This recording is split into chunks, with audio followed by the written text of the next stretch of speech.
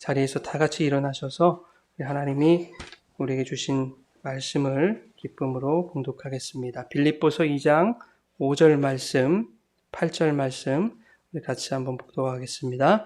너희 안에 이 마음을 품으라. 곧 그리스도 예수의 마음이니 그는 근본 하나님의 본체시나 하나님과 동등됨을 취할 것으로 여기지 아니하시고 오히려 자기를 비워 종의 형체를 가지사 사람들과 같이 되셨고 사람의 모양으로 나타나사 자기를 낮추시고 죽기까지 복종하셨으니 곧 십자가에 죽으심이라.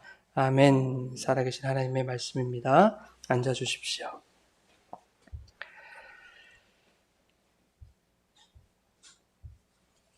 할렐루야. 하나님 아버지와 예수 그리스도로부터 오는 은혜와 평강이 이 시간 여러분 가운데 함께 하시기를 예수님의 이름으로 축원합니다. 오늘은 종교심을 버리고 예수를 따르는 신앙이라고 하는 제목으로 말씀의 은혜를 나누겠습니다. 여러분, 종교는요, 상향 종교와 하향 종교로 나눌 수 있습니다. 우리가 고등 종교다, 하등 종교다 하는 것도 있지만 크게는 상향 종교, 하향 종교 이렇게 나눌 수 있어요. 그렇다면 우리 개신교는 어디에 속할까요? 상향 종교일까요? 하향 종교일까요? 우리 개신교는 하향 종교입니다. 대부분이 상향 종교다 이렇게 생각하시는 경우가 많습니다. 이 상향이라고 하는 말이 하나님을 우러르고 또 앙망한다 이런 이미지로 느껴지기 때문입니다. 그러나 개신교는 상향이 아니고 하향 종교입니다. 그러면 상향 종교, 하향 종교 도대체 이게 무슨 뜻일까? 우선 상향 종교라는 것부터 우리가 살펴보겠습니다. 인간이 이 세상을 살아갈 때 여러 가지 어려움들을 만나게 됩니다. 내 힘으로 도무지 해결할 수 없는 그런 문제들이 우리 앞에 찾아옵니다. 또한 내가 이루고 싶고 가지고 싶은 것들이 있어요. 그런데 내 능력으로는 도무지 문제도 해결할 수 없고 도무지 내가 가지고 싶은 것을 얻을 수도 없는 겁니다. 이때 인간은 나의 어려움과 문제 해결을 위해서 그리고 내가 원하는 것을 이루기 위해서 나보다 강하고 능력이 많은 신이라는 존재를 찾게 되어 있습니다. 땅에 있는 자들이 하늘에 있는 어떤 존재에게 자신의 소원을 요구하는 것, 구하는 종교, 그것이 바로 상향 종교입니다. 하늘을 향해서 막 구하는 거예요. 그래, 그러니까 우리 교회가, 개신교가 상향 종교 아니냐라고 생각하시는 분들이 참으로 많다는 거예요. 근데 그러지 않습니다. 상향 종교는 신과 거래하는 종교예요. 신과 딜하는 종교입니다. 내가 당신에게 정성도 쏟고 치성도 드리고 공덕도 많이 쌓을 테니 그 대신 내가 바라는 것 당신이 좀 이루어 주시오 하는 것이 바로 상향 종교입니다. 교회 안에도 이렇게 상향 종교적인 그런 종교 생활하는 사람들이 적지 않습니다. 헌금하고 11조하는 것, 봉사하고 직분 감당하는 것, 심지어 기도하고 예배 드리는 것까지도 이 땅에서 복을 얻어내기 위한 수단으로 생각하며 그렇게 교회 생활을 하는 사람들이 너무 많다는 거예요. 그거 안 하면 남들보다 뒤처지는 것 같고, 그거 안 하면 내 자식 취직이 안 될 것 같고, 그거 안 하면 나에게 나쁜 일이 닥칠 것 같고, 건강을 잃을 것 같고, 이런 생각이 든단 말이죠. 여러분, 이렇듯 종교 생활은 이렇게 우리 하나님을 악한 하나님으로 만들어버리는 거예요. 이 땅의 교회들 안에 하나님의 사랑, 그 은혜의 하나님을 악한 하나님으로 만드는 그런 바리새인과 같은 종교적인 사람들이 참으로 많다는 것입니다. 그리고도 자기들이 나 그리스도인이다 이렇게 얘기를 한단 말이죠. 여러분, 우리 개신교는 상향 종교가 아니라 하향 종교입니다. 빌립보서 2장 13절 이렇게 되어 있습니다. 우리 한번 같이 읽어보실까요? 너희 안에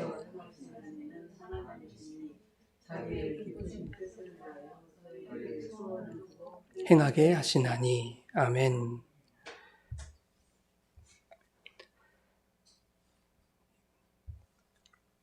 하나님의 소원을 이 땅에 있는 성도들과 교회들에게 지금 부으시는 거죠.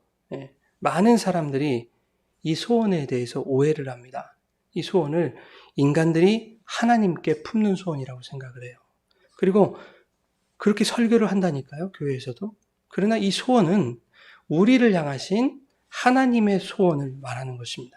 그런데 하나님은 그 소원을 성도들의 종교 생활, 즉 우리가 행하는 봉사나 헌신 따위의 그 인간적인 능력으로 이루어 가신다고 말씀하시지 않으셨어요.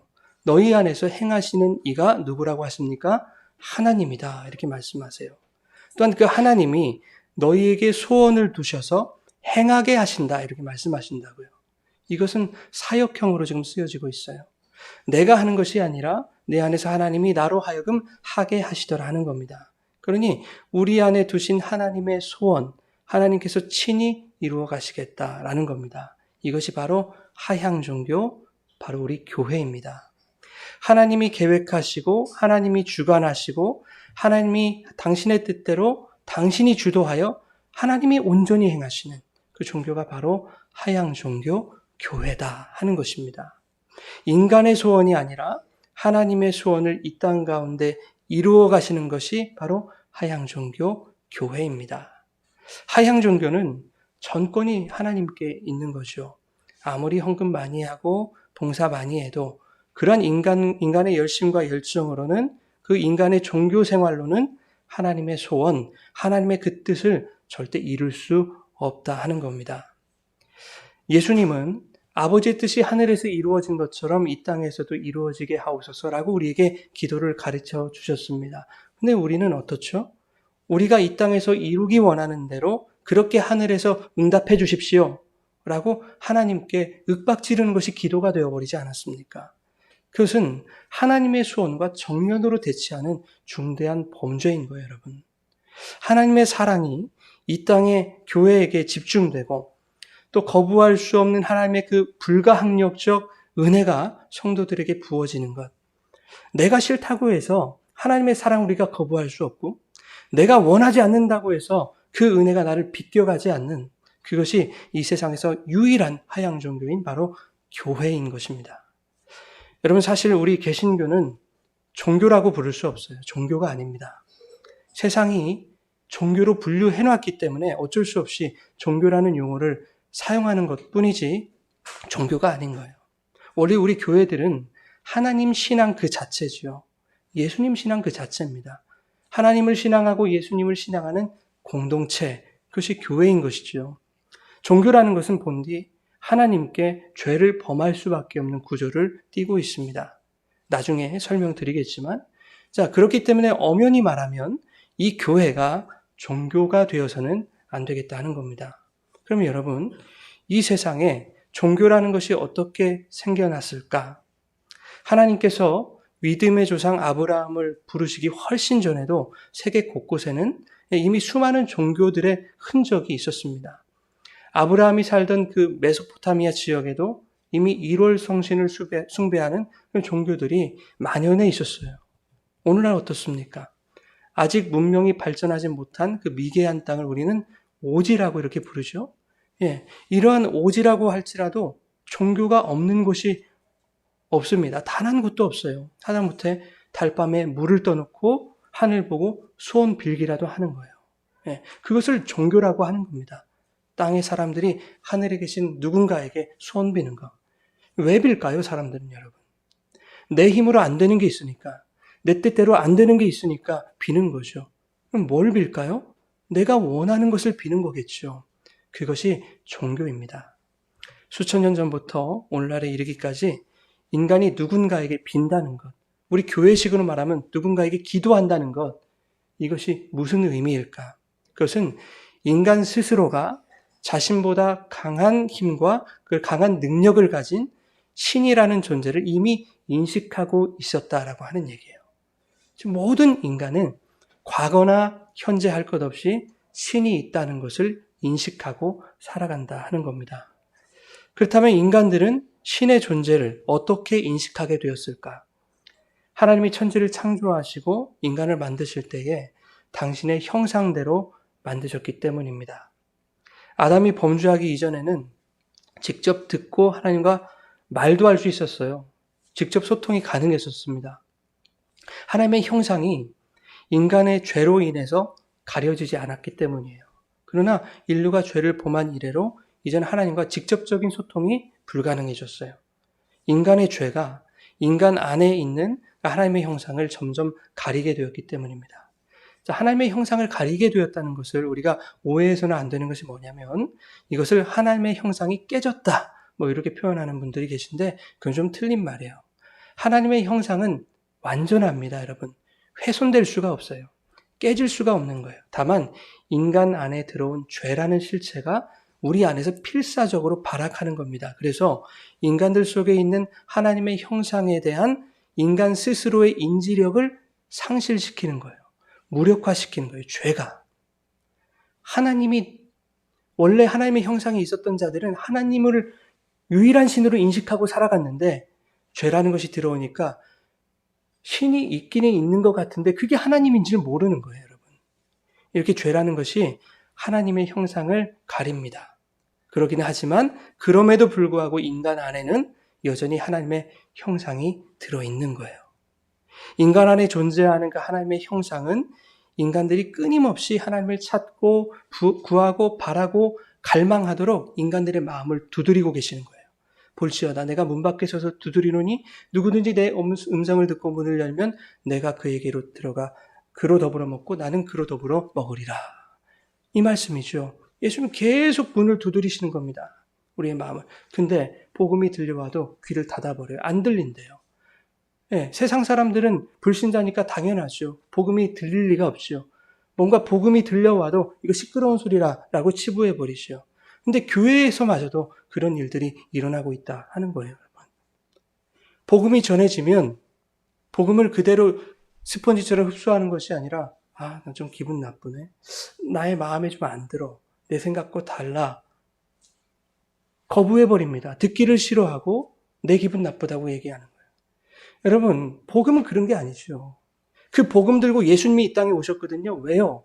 원수 같은 우리들 구하시려고 살리시려고 예수님이 그 복음 들고 이 땅에 오셨어요. 예수님이 그 복음 들고 오셔서 어떤 대접을 받으셨습니까? 침 맞고 뺨 맞고 모욕당하고 급기야 십자가에 돌아가시기까지 하셨다는 거예요. 그런데 우리는 그 복음, 그 생명 주려고 오신 예수님의 말씀이 들려오는데도 기분 나빠. 저거 좀 아니야. 이렇게 듣지 않는단 말이죠. 참 가슴 아픈 일입니다. 자, 여러분, 동서고금을 막론하고 모든 인류는 이렇게 신의 존재라는 것을 인식하고 살아왔습니다. 그리고 신이라는 존재가 나보다 강하고 능력이 많다는 것을 인정해요. 그래서 인간은 그러한 신에게 기대는 거예요. 무신론자들도 있죠. 무신론자는 나에게 기대는 거예요. 내가 신인 거예요, 여러분. 그러니까 엄연히 말하면요, 이 세상 무신론자가 없는 겁니다. 신이 없다고 말하는 사람들은 내가 신인 거예요. 자, 세상을 살다 보니 내 뜻대로 안 되는 것이 많고 내 능력으로 이룰 수 없는 것이 많습니다. 그런데 꼭 그것들을 이루고 싶고 가지고 싶더라 이 말이죠, 인간들은. 그래서 인간은 그것 때문에 종교라는 것을 만들더라 하는 거예요. 나보다 강하고 나보다 능력이 많은 그 신에게 아첨을 해서라도 육적인 욕망과 탐심을 채우고 싶은 거예요, 인간은. 나의 안전과 안녕을 확보하고 싶은 것입니다. 그것이 바로 종교입니다. 하나님이 모세를 통해서 이스라엘을 출애굽하게 하셨을 때 거기에는 종교의 원리가 전혀 작동하고 있지 않았습니다. 그것은 종교가 아니었어요. 이스라엘이 출애굽을 적극적으로 원하고 소망하고 바랬던 것이 아니죠, 여러분. 이스라엘은 오히려 애굽 떠나는 것을 염려했다고요. 걱정했다고요. 그리고 출애굽 당시에 애굽 군대가 홍해 앞까지 쫓아왔을 때 왜 우리를 여기까지 이끌어서 여기서 죽게 하느냐고 그렇게 모세와 하나님께 원망을 쏟아놓았다고요. 출애굽은 이스라엘 백성의 어떠한 소망이나 소원에 의해 이루어진 것이 아니에요. 그렇죠? 하나님의 계획이었고 하나님의 주권에 의한 하나님의 구원의 사역이었습니다. 그러니 하나님은 홍해 앞에서 모세를 통해서 이렇게 말씀하게 하셨어요. 너희는 두려워하지 말고 가만히 서서 여호와께서 오늘 너희를 위하여 행하시는 구원을 보라. 이렇게 말씀하셨다고요. 너희는 가만히 있으라는 거예요. 하나님께서 하신다는 겁니다.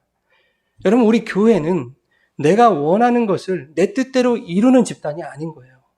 하나님의 계획, 하나님의 소원을 하나님의 전적인 주권으로 하나님이 이루어 가시는 그 은혜를 우리의 눈으로 목도하는 그것이 바로 이 교회라고 하는 겁니다. 교회 오래 다니고 열심 좀 있으면 신앙의 그릇이 커지고 믿음의 분량이 자랐다. 우리 그렇게 표현을 하죠. 예, 일견 동의는 합니다만, 근데 문제는 그 커진 분량만큼 내가 감당하고 내가 헌신하면 남들보다 더 많은 복을 받을 것으로 그렇게 생각하고 그것을 기대하며 신앙생활을 하고 있단 말이에요. 교회들에서도 그렇게 가르치기도 하고요. 그런데 그들이 기대하는 복은 죄다 세상적인 것들로 점철되어 있어요. 어떻게 돈을 많이 벌까? 어떻게 높은 자리에 올라갈까? 어떻게 좀 오래 살까? 어떻게 좀 더 건강해질까? 뭐 이런 것들이요. 그러나 여러분, 분명히 아셔야 할 것은 여러분의 믿음의 분량이 자라나고 신앙의 그릇이 커졌다면 커진 만큼 여러분이 일하는 것이 아니라는 겁니다. 여러분이 주님 앞에 교만하지 않고 겸손하게 잠잠히 서 있을 때, 가만히 서 있을 때 분량이 자라나고 그릇이 커진 만큼 여러분 안에서 더 많이 일하시는 분이 바로 하나님이시다라는 것을 여러분 기억하시기 바랍니다. 그러니까 그 하나님 앞에서 잠잠하십시오. 여러분. 잠잠하세요. 우리는 하나님 앞에 자랑할 것이 아무것도 없는 거예요. 하나님이 우리의 인생을 운행하여 주시지 않으면 우리 아무것도 할 수 없는 겁니다. 지금 이 순간 우리의 코를 닫아버리면 우리는 아무것도 할 수 없이 그냥 땅으로 들어가는 거예요. 그 하나님께 우리의 무엇을 내세우고 무엇을 자랑하시겠습니까? 여러분, 하나님께서 그렇게 성도 안에서 당신의 일들을 이루어 가실 때 우리가 원하는 것들이 보상으로 주어지지 않습니다. 잘 기억하세요. 우리가 아무리 열심히 뭔가를 하고 하나님의 뜻대로 뭘 해도 우리가 원하는 대로 보상이 주어지지 않는 거예요. 하나님이 원하시는 것들로 우리에게 채워주시는 거예요, 여러분. 오히려 나 같은 이러한 죄인을 통해 일하시는 그 하나님의 은혜에 감사하고 감격하게 되는 거예요. 내가 원하는 것이 많았지만 다 버려지는 은혜를 경험하는 거예요. 내 생각이 내려놔지는 그런 은혜를 경험하는 거죠. 나의 욕심들이 포기되는 은혜를 경험하게 되고 더 나아가서 어떻게 나의 소망과 나의 원함들이 주님의 뜻과 동일하게 되어가는가, 그러한 성화와 제자 되어감을 경험하게 되는 겁니다. 이것이 여러분 성도에게 복인 줄 믿으세요. 네. 그러한 은혜가 오늘 시간 저와 여러분 가운데 임하게 되기를 간절히 축원합니다. 시내산에 도착해서 모세가 하나님께 말씀을 받으러 올라갔습니다. 그런데 내려올 생각을 안 하는 거예요.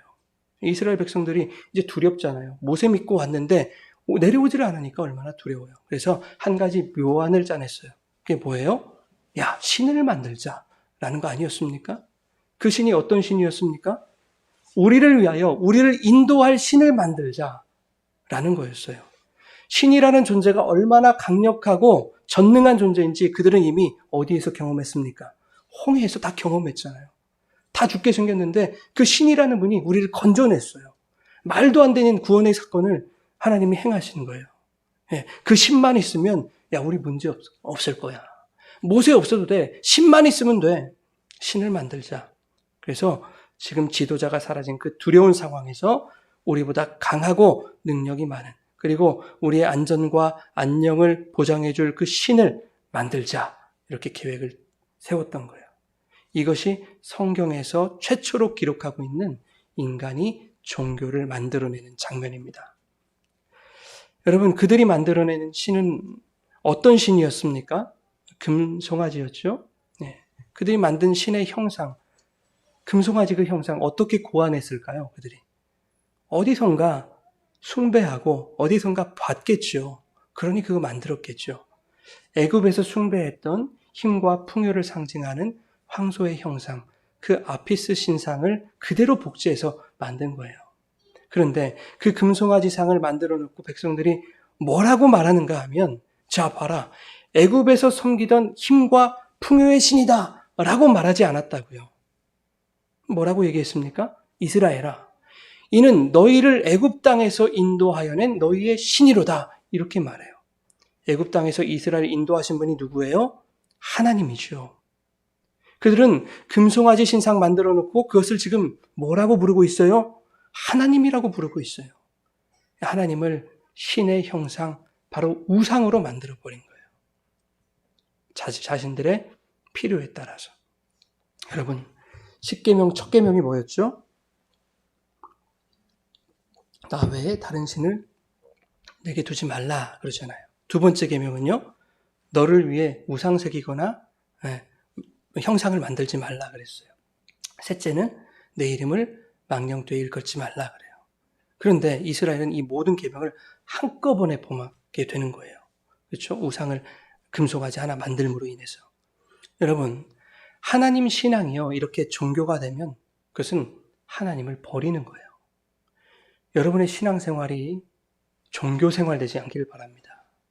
여러분이 신앙생활하면서 하나님을 버리는 일 없기를 바랍니다. 여러분, 대부분의 사람들이요, 남들보다 더 가지기를 원하죠. 저도 그래요. 남들보다 더 높아지기를 원하고 남들보다 더 강해지기를 원해요. 저도 그렇습니다. 인간의 본성이에요, 여러분. 어쩔 수 없어요. 비단 세상 사람들만의 이야기가 아닌 거죠. 교회 안에서는 더 심각해요. 나에게 은혜가 더 특별하게 집중되었으면 좋겠고, 나에게 더욱 큰 기적이 일어났으면 좋겠고, 다른 사람보다 내 기도의 응답이 더 잘 이루어졌으면 좋겠고 하는 것들. 온통 신앙생활이 하나님께가 아니라 나에게 집중되어 있지 않습니까? 복도 내고 은혜도 내고 은사도 내고 기도도 내고 뭐도 내고 다 나에게 주십시오. 이거 아니에요, 여러분. 아니라고 말들은 하시겠지만 우리 마음속에는 그런 마음이 있어요. 기도하는 내용들도 죄다 그렇지 않습니까? 이게 나쁘다는 게 아니라 여러분, 기도하는 게 나쁘다는 게 아닙니다. 그런데 하나님의 뜻대로 기도하셔야죠. 매번 기도할 때마다 우리의 뜻대로만 기도하잖아요. 승진 나쁜 거 아니죠. 부자 되는 거 나쁜 거 아니에요. 합격하는 거 나쁜 거 아니에요. 그러나 하나님의 뜻도 들어야죠. 우리가 요구하는 것만 주구장창 기도하고 하나님 저 갈게 하고 가버린단 말이에요. 하나님, 잠깐만, 내가 할 말이 있어. 할 말을 못 하시는 거 하나님은. 하나님의 음성을 좀 들어야 되는 거 아닙니까? 죄다 세상적인 얘기들만 늘어놓고 그러고 하나님 저 끝났어요. 빠이빠이 하고 가버리는 거예요.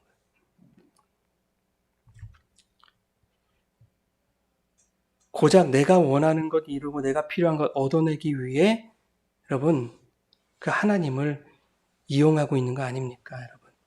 하나님은 모든 인간 속에 당신의 형상을 두셔서 인간들이 죄의 그림자를 거두고 하나님의 형상을 회복하기를 원하시는데 이 죄범한 인간들은 하나님의 형상을 통해 주신 그 신에 대한 인식, 그 신앙을 고작 우리가 출세하는 것, 우리가 건강해지는 것, 우리가 부자 되는 것, 우리가 합격하는 것, 이러한 것들에만 동원하고 있다 하는 거예요. 금 나와라 뚝딱, 은 나와라 뚝딱, 무슨 도깨비 방망이도 아니고요, 하나님. 그렇게 인간은 종교라는 것을 이용해서 하나님께 죄를 짓고 있어요. 하나님 신앙이 이렇게 종교가 되면 우리는 예수님을 힘과 풍요의 신 아피스로 만들어버리는 거예요. 그렇게 되면 우리는 예수님을 나의 안전과 안녕을 보장해줄 보험 정도로, 내가 원하는 삶을 보장해줄 도깨비 방망이 정도로 여기게 되는 것입니다. 예수가 이 땅에 오신 이유와 목적을 우리가 보지 못하고 예수를 이용해서 이 땅에서 어떻게 하면 더 부자로 살 것인가, 더 나의 만족과 유익을 채워가며 살 것인가 만을 그렇게 생각하게 되는 거예요. 예수 안에 있는 생명을 사모하지 않고 예수라는 능력자가 일으켜줄 기적에만 집중하게 되더라. 종교 생활을 하면. 아주 오래전에 제가 한 목사님의 설교를 들었는데 한 문장만 생각이 나요. 이런 문장입니다.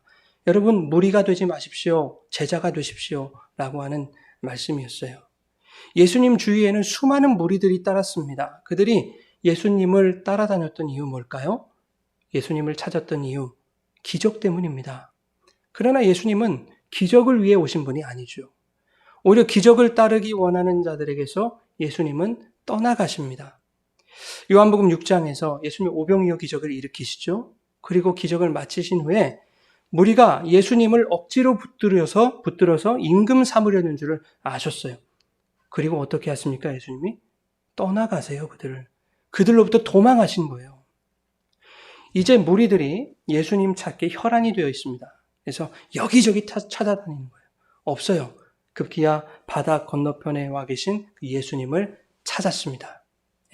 그런 무리에게 예수님이 이렇게 말씀하세요. 너희가 나를 찾아온 것은 표적을 본 까닭이 아니요 떡을 먹고 배부른 까닭이다. 나는 육신의 배를 불리는 그런 기적 행하러 온 것이 아니라는 거예요. 예수님은. 내가 온 것은 표적 때문이다. 나 표적 때문에 왔거든. 그 표적의 내용이 무엇인지 우리 같이 한번 읽어볼까요? 잠시만요.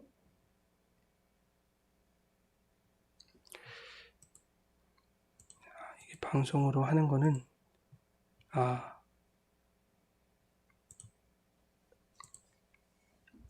이 방송 좀 연연하지 않고 그냥 해야 되겠네요. 죄송합니다.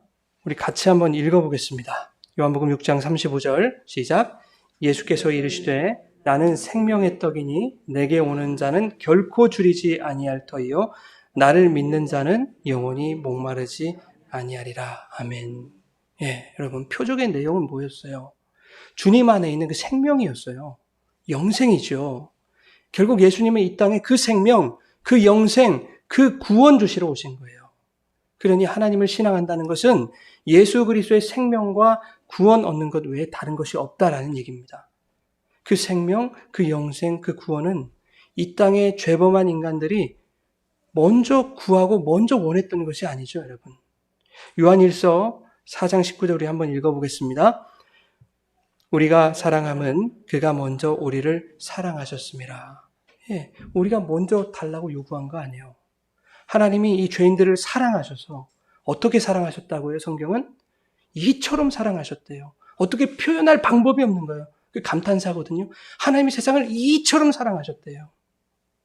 그래서 독생자 예수를 생명으로 먼저 주신 거예요. 우리에게. 하나님이 원하셔서 하나님 소원대로 하나님이 행하신 거예요. 이것은 종교가 아니죠. 이것은 무한한 사랑이요. 무한한 은혜인 것이죠. 우리는 생각도 못했죠. 달라고도 안 했어요. 그런데 자신의 모든 것을 줘버리는 거예요. 자신의 생명을 버리고 독자를 죽여서 사망에 처해져야 우리에게 가장 필요한 영생, 그 생명을 선물해 주신 거예요. 이 거부할 수 없는 사랑, 이 불가항력적 은혜가 이미 창세전부터 저와 여러분에게 부어진 줄 믿습니다. 여러분 누가복음 17장에 예수님이 10명의 나환자를 고쳐주신 장면이 나옵니다. 그들 모두가 다 깨끗함을 받았어요. 나병이 다 고쳐졌어요. 그런데 그 중에 한 사람, 이방인이었던 그 한 사람만이 하나님께 영광을 돌렸어요. 그리고 예수님께 돌아와서 감사를 드렸어요. 그러자 예수님이 그에게 이렇게 말씀하세요. 일어나 가라. 내 믿음이 너를 구원하였다. 그 이방인 한 사람에게 비로소 구원이 선포된 거예요. 여러분, 나에게 어떠한 기적이 일어났다고 해서 그것이 나의 구원으로 반드시 이루어지는 거 아니에요. 나의 나병을 고침받은 나머지 9명에게는 구원이 선포되지 않았어요. 오늘날 교회 안에서도 수많은 기적이 일어나죠. 사람들이 그 기적에 열광들합니다. 나도 그 기적의 대상이 되어보기를 그렇게 원하지 않습니까? 그래서 여기저기 기적들을 막 쫓아다니는 거예요, 성도들이. 그러나 과연 그들에게 내 믿음이 너를 구원하였다라고 하는 그 주님의 음성이 그 기적의 대상들에게 들려질지는 의문이라는 거예요. 여러분, 출애굽을 한번 생각해 보세요. 하나님은 홍해 사건을 통해서 이스라엘에게 구원을 주시기 원하셨어요. 그런데 구원의 표적을 깨닫지 못하고 그 홍해의 기적에 집중하면 하나님을 내 눈앞에 우상으로 만들어버리는 거예요. 금송아지 만들었던 것처럼. 내 눈앞에 두고 억지로 임금 삼는 일을 자행하게 하는 거예요. 기적에 눈이 멀면 하나님을 그렇게 우상 삼아버리는 거예요. 예수를 우상, 내가 원하는 임금 만들려는 거예요. 여러분, 제자는 예수님의 기적을 따르는 자가 아니라 예수를 따르는 자예요. 성도는 예수님의 사명을 따르는 자예요. 예수님의 길을 따르는 자입니다. 이 세대의 허탄한 것들과 육신의 정욕을 따르지 아니하고 표대를 향하여 그리스도 예수 안에서 하나님이 위에서 부르신 그 부름의 상을 위해 달려가는 자, 그들이 바로 성도이고 교회이고 제자들인 거예요. 하나님이 아브라함을 부르시고 모세를 부르신 것은 그들에게만 뭔가 특별한 혜택, 특별한 이득을 주시려고 부르신 게 아니라는 말이에요. 하나님이 위에서 부르신 그 부르심의 상을 위해 달려가라고 그들을 부르신 거예요. 젖과 꿀이 흐르는 가나안 땅으로의 부르심, 그리고 영적 가나안 땅인 그 하나님 나라로의 부르심을 향해 달려가라 라고 그들을 부르신 것입니다. 그와 마찬가지로 하나님은 오늘 우리에게 또한 종교가 아닌 하나님 신앙 안으로 우리를 부르실 때에 무리가 아닌 제자가 되어 기적이 아닌 표적, 즉 예수의 생명과 영생, 그분의 구원에 집중하기를 원하고 계시는 거예요. 그렇다면 그 표적을 따르는 제자의 삶이 어떠해야 하는지 우리 살펴보겠습니다. 앞서 요한복음 6장에서 이 표적이라는 것이 결국 영원한 생명, 영생이다. 이것을 말하는 것이다. 우리가 살펴봤는데요. 그 생명, 곧 생명의 떡으로 오신 예수 그리스도라는 것을 예수님께서 직접 말씀하셨어요. 자, 요한복음 5장 39절을 같이 읽겠습니다. 시작. 연구하거니와 이 성경이 곧 내게 대하여 증언하는 것이니라. 너희가 성경에서 영생을 얻는 줄 생각하고 성경을 연구하거니와. 그래요. 그죠? 성경은 우리에게 영생을 주시는 것이다. 이렇게 말씀하고 있죠. 그 성경은 모두 나 예수에 대해 증언하는 것이다. 라고 지금 말씀하고 있다고요. 네, 우리는 이렇게 생각해요. 그래, 신약은 뭐 그럴 수 있다고 해. 근데 구약이 어디 예수에 대해서만 그렇게 기록되어 있어? 하실 분들이 분명히 계십니다. 요한복음 5장 46절 우리 같이 한번 읽겠습니다. 모세를 믿었더라면 또 나를 믿었으리니 이는 그가 내게 대하여 기록하였음이라. 아멘. 여기서 모세라는 것은 구약의 율법을 말씀하는 거죠. 네, 구약을 말씀하는 거예요. 네, 너희들이 구약의 말씀을 진리의 말씀으로 믿고 있다면 나 예수를 믿는 것은 당연한 일이 아닌가라는 말이에요. 왜냐하면 구약의 말씀이 나에 대하여 기록하고 있기 때문이다 라는 것입니다. 예수님이 직접 하신 얘기예요. 누가복음 24장 27절 우리 같이 한번 읽어볼까요? 이에 모세와 모든 선지자의 글로 시작하여 모든 성경에 쓴 바 자기에 관한 것을 자세히 설명하시느니라. 아멘. 여러분 신구약 할 것 없이 모든 성경에는 예수님에 관한 이야기만 쓰여 있다라고 지금 예수님이 직접 설명하고 계시는 거예요. 제가 왜 이 말씀을 드리는가 하면 예수께서 친히 내가 성경을 통해 생명과 영생, 구원에 대해서만 즉 나 예수에 대해서만 기록하도록 했다라고 이렇게 말씀하시는데도 불구하고 오늘날 교회에 다니는 수많은 성도들이 혹은 성경을 가르친다고 하는 목사들이 본질에 집중하지 못하고 나타나고 드러나는 어떤 현상들에만 관심을 갖고 있다라고 하는 거예요. 이 하나님 신앙을 종교로 만들어버리고 있다 하는 겁니다. 교회가 이 성경을 통해 가르쳐야 할 것, 성도가 이 성경을 통해 배워야 할 것이 무엇입니까, 여러분? 우리 에베소서 4장 20절 같이 읽겠습니다. 오직 너희는 그리스도를 그같이 배우지 아니하였느니라. 너희는 예수를 그렇게 배우지 않았어. 무슨 말일까? 이 말씀 이전의 내용이 이렇습니다. 너희들이 마음에 허망한 대로 행하고 또 방탕하게 행하고 모든 더러운 것을 욕심으로 행하고 있다. 그리고 너희가 하나님의 생명에서 지금 떠나 있다. 그러나 너희는 그리스도를 그같이 배우지 아니하였다라는 거예요. 성경이 예수를 그렇게 가르치지 않았다라는 내용이 있는 거예요.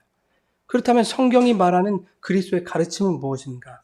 방금 읽은 말씀 바로 밑에 이어서 우리가 읽겠습니다. 21절부터 진리가 예수 안에 있는 것 같이 너희가 참으로 그에게서 듣고 또한 그 안에서 가르침을 받을진대 너희는 유혹의 욕심을 따라 썩어져가는 구습을 따르는 옛사람을 벗어버리고 오직 너희의 심령이 새롭게 되어 하나님을 따라 의와 진리의 거룩함으로 지으심을 받은 새 사람을 입으라. 아멘.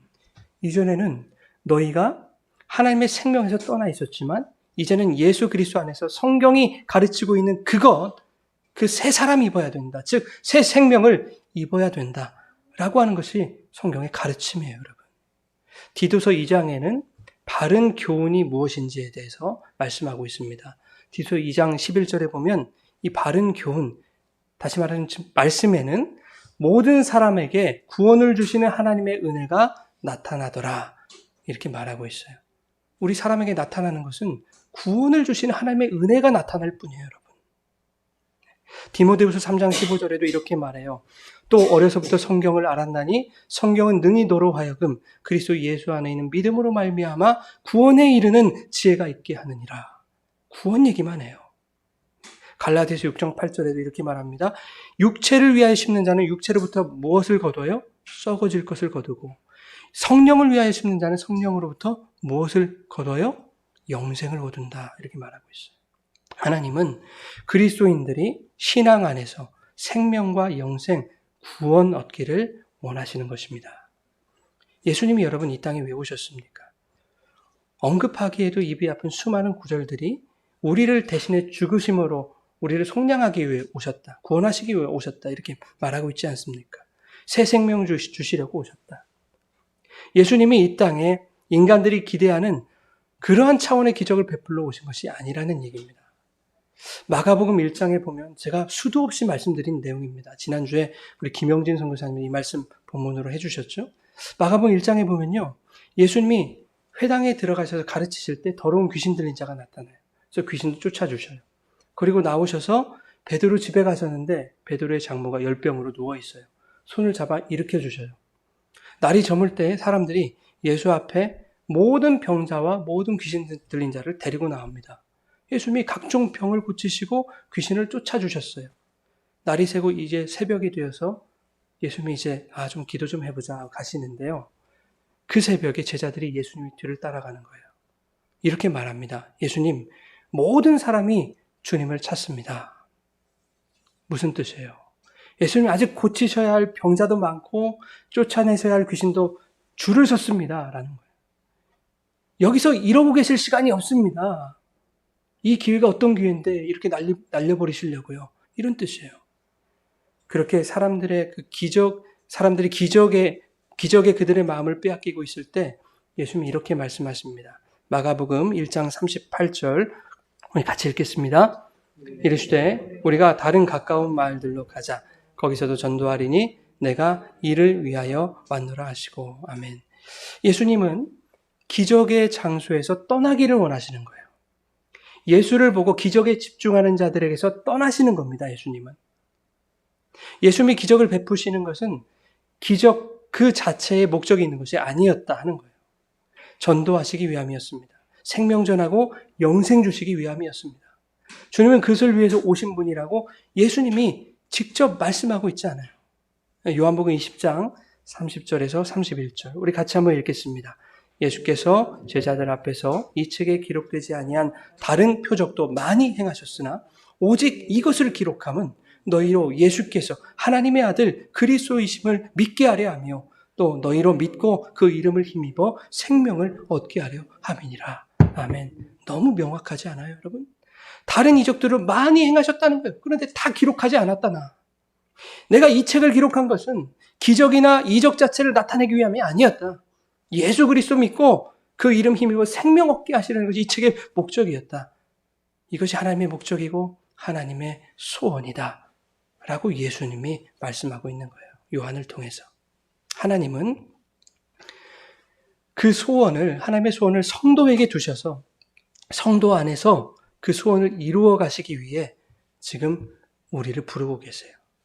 그 부르심을 듣는 자들은 양이 목자의 음성을 듣는 것처럼 그 주님의 음성에 민감하게 반응해야 하는 것입니다. 하나님이 그 소원을 온전히 이루어 가실 수 있도록 내 마음에 인간적인 어떤 그런 소원을 버리고 주님께 나를 맡기고 주님을 따라야 되는 거예요. 마태복음 4장에 보면 예수님이 시몬 베드로와 그 형제 안드레를 부르시죠. 나를 따라오너라. 내가 사람을 낚는 어부가 되게 해줄게. 이게 그들이 어떻게 행하죠? 곧 그물을 버려두고 예수를 따르니라 그런다고요. 야고보와 요한도 마찬가지였어요. 예수님이 그들을 부르셨을 때 그들이 곧 배와 아버지를 버려두고 예수를 따랐다. 이렇게 말씀하고 있어요. 공관복음에 보면 예수님이 세리마테, 레위를 부르시는 장면이 나옵니다. 누가복음 5장의 말씀을 인용하면 이래요. 예수께서 레위라 하는 세리가 세관에 앉아 있는 것을 보시고 나를 따르라 하시니 그가 모든 것을 버리고 일어나 따랐다. 여러분, 누가복음 18장에 맹인을 고치시는 이야기가 나와요. 이것이 마가복음 10장에 동일하게 나오는데요. 바디메오 이야기입니다. 마가복음 10장을 보면 이렇게 얘기해요. 일어나라. 그가 너를 부르신 다음에 맹인이 겉옷을 내버리고 뛰어 일어나 예수께 나왔다. 이렇게 말합니다. 예수님이 너를 부르신대 하니까 맹인이 겉옷을 버리고 뛰어 일어나 예수께 나왔다. 여러분, 그때는 바디메오가 고침을 받기 이전이거든요. 아직 보이지 않는 상태에서 겉옷을 벗어버리고 주님께 뛰어갔던 거예요. 이것이 어떻게 가능합니까? 보이지도 않는데. 여러분, 눈을 뜨는 기적이 중요한 게 아닙니다. 주님을 따라가는 것이 중요한 거예요. 눈을 뜨는 것보다 더 큰 기적은 바디메오가 눈을 뜨지 못한 상태에서 자신이 가진 전 재산과 같은 그 겉옷, 그거 버리고 주님을 따르는 것입니다. 그것이 기적입니다, 여러분. 여러분, 세상의 막막하고 깜깜한 현실 속에서도 나의 겉옷을 버리고 주님을 따르는 신앙이 저와 여러분 안에서 일어나기를 소망합니다. 그렇게 주님을 따르면 여러분, 우리는 날마다 기적을 살아가는 거예요. 무슨 기적을 더 원하시는 거예요? 우리가 기적을 살아가고 있는데. 우리들의 신앙은 여러분 예수님 따르는 거예요. 마태복음 16장 24절에 누구든지 나를 따라오려거든 자기를 부인하고 자기 십자가를 지고 나를 따라라. 예수님을 따른다는 것은 나의 것을 포기하고 버리는 거예요. 자기를 부인하는 것입니다. 예수를 믿는 신앙 동원에서 내가 원하는 것 얻으려 하고 하나님께까지도 나의 뜻을 관철시키려 하는 것은 그건 신앙 아니에요. 그건 믿음도 아닙니다. 그건 예수를 따르는 자가 아니죠. 신앙인이 아니라 종교인인 거예요. 여러분, 우리가 원하는 거요. 사탄도 얼마든지 줄 수 있어요, 여러분. 여러분 착각하지 마세요. 내가 기도 열심히 해서 응답받은 거라고 착각하지 마세요. 아니요. 사탄은 여러분들의 종교심을 너무 잘 알고 있습니다. 그래서 여러분이 원하고 있는 거 사탄은 얼마든지 줄 수 있어요. 잘 분별하셔야 돼요. 여러분, 내 것을 포기하고 자기를 부인한다는 건 그 왜 어려운 일이 아니겠습니까? 베드로, 야고보, 요한, 안드레 그물을 버려두고 아버지를 버려두고 떠나가는 것 그게 왜 어려운 일이 아니겠어요? 레위가 자신의 모든 것을 버리는 것 여러분 어려운 일입니다. 쉬운 일이 아니죠. 맹인이 겉옷을 버리고 예수를 따른다는 것은 엄청난 결단을 요구하는 거였어요, 여러분. 당시 맹인들은요, 팔다리 하나 없는 사람들보다 더 중증 장애인으로 여겨졌어요. 그래서 당시에는 경건한 자들이, 여기서는 바리새인들을 말하겠죠. 그런 중증 장애인에게 호의를 베푸는 것이 매우 당연한 사회적 분위기가 있었어요. 맹인은 구걸하면 먹고 사는 것에는 크게 지장이 없는 사람들이었어요. 구걸만 하면 먹고는 살아요. 바디메오가 겉옷을 버리고 주님께 나아가서 눈을 뜨기 원했다라는 이야기는 그것은 무슨 말이냐 하면 이제 바디메오는 먹고 사는 문제에 심각한 제동이 걸릴 수도 있다는 뜻과 같은 거예요. 그럼에도 불구하고 나의 겉옷, 전 재산, 옛사람의 모습 벗어버리고 주님을 따르겠다는 거예요, 바디메오는. 영생을 원했던 부자 청년 이야기 다들 아실 겁니다. 부자 청년이 예수님 영생 얻으려면 뭐 해야 돼요? 예수님이 이렇게 말씀하세요. 내 소유를 다 팔아서 가난한 자에게 나누고 그리고 와서 나를 따라라. 이렇게 말씀하세요. 그래야 영생 주어져. 그는 심히 근심하며 돌아갔습니다. 여러분, 내 것을 포기하지 못하면 우리는 주님을 따를 수 없는 거예요. 내 뜻을 포기하지 않는 것은 신학을 포기하는 것과 같아요. 하나님의 본체이신 예수님은 하나님과 동등됨을 취할 것으로 여기지 아니하시고 오히려 자기를 비워 종의 형체를 가지사 사람과 같이 되셨다고요. 신이기를 포기하셨다고요. 영광의 그 하늘나라 그 보좌를 버리셨다고요, 하나님. 신이 인간을 자처하신 겁니다. 사람이 개, 돼지가 되는 것보다 더한 굴욕이에요, 그게. 왜 그런 굴욕을 맛보셔야 했어요? 왜 영광의 보좌를 버리셔야 했습니까? 왜 신의 지위를 포기하셨어야 됐습니까? 우리 때문에 그래요. 우리 사랑하시겠다고. 우리에게 영생 주시겠다고. 그런데 우리는 듣지 않아요. 기분 나빠. 나한테 하는 소리 아니야? 기분 나빠요. 듣지를 않아요. 예수님은 죽으셨는데. 여러분, 주님을 따르는 우리들의 삶에도 이와 같은, 예수님과 같은 복종이 좀 일어났으면 좋겠어요. 나의 인간적인 생각과 세상적인 탐심이 버려지는 은혜, 주님, 나는 주와 함께 이미 죽었습니다 라고 고백하는 그 자기를 부인하는 그 은혜, 주님이 내 인생의 주인 되십시오, 이렇게 나를 완전히 드리는 그런 복종의 은혜, 이것이 저와 여러분 가운데 오늘 일어나기를 축원합니다. 너희 안에 이 마음을 품으라.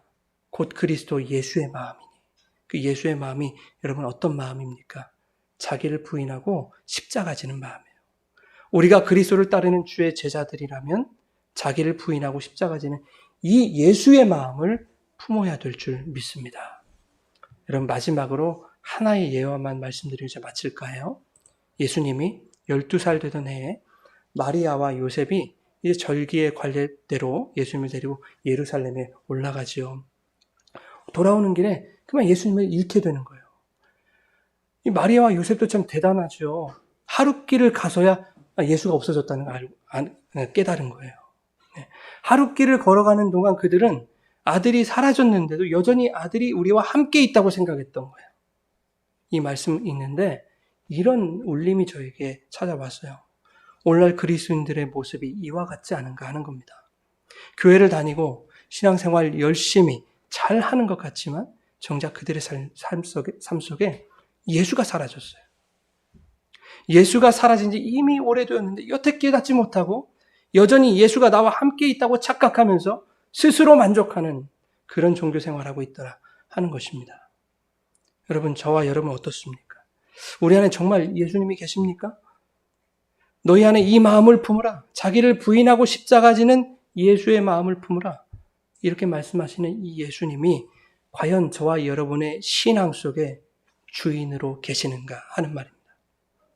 예수님이 이미 사라지고 내 속에 인간적인 욕심과 옛사람의 소욕이 끊임없이 올라와서 오늘도 이 예배당에 나와 내가 만든 하나님이라고 이름 붙인 그 우상에게 내 것만을 요구하고 있는 것은 아닌지, 이렇게 우리에게 주신 신앙을 버리고 종교심으로 가득 채워가고 있지는 않은지 오늘 여러분의 신앙을 점검해 보시기 바랍니다.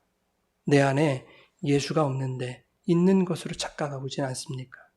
하나님 우리에게 위에서 부르심의 상을 위해 달려가라고 말씀하시는데 예수 없는 종교생활 열심히 하면서 심판을 향해 달려가고 있는 건 아닌지, 하나님이 주신 이 신앙을 오늘 내가 종교로 변질시켜가고 있지는 않은지, 만약 그러한 자신의 모습이 발견되신다면 오늘 이 시간 예수님의 마음을 품고 자기를 부인하고 십자가 지는 그 예수의 길을 따라가는 진정한 제자의 삶, 참된 신앙의 모습을 회복하게 되는 그런 저와 여러분 되시기를 주님의 이름으로 축원합니다.